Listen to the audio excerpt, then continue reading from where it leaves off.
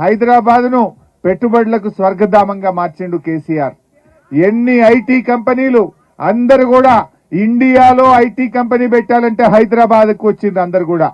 కానీ కేటీఆర్ గారు అద్భుతంగా పనిచేసి ఐటీ కంపెనీలు మన హైదరాబాద్ కు తెచ్చారు.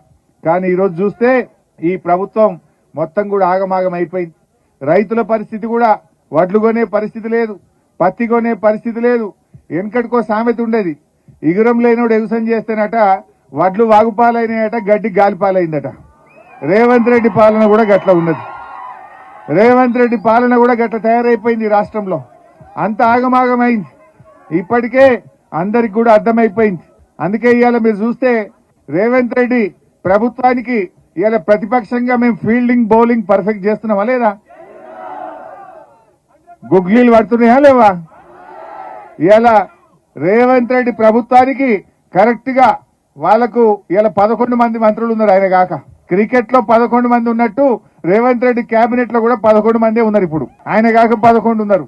బీఆర్ఎస్ పార్టీ ప్రధాన ప్రతిపక్షంగా ఫీల్డింగ్ బ్రహ్మాండంగా చేస్తుంది, బౌలింగ్ బ్రహ్మాండంగా చేస్తుంది. కనుక ఆయన టీం ఒక్కొక్కడు కాంగ్రెస్ పార్టీ పెవిలియన్ దారి పడుతుంది. పెవిలియన్ దారి పడుతున్నది. ఏడాదిలో అర్థమైపోయింది కదా. డెఫినెట్ గా రాబోయే రోజుల్లో మళ్ళా మనమే కప్పు గెలుస్తాం. కేసీఆర్ గారు ఫుల్ ఫామ్ లకు వస్తున్నాడుగా. మన టీం గెలిపిస్తాడు కేసీఆర్. మళ్ళీ వచ్చేది బీఆర్ఎస్ గవర్నమెంటే.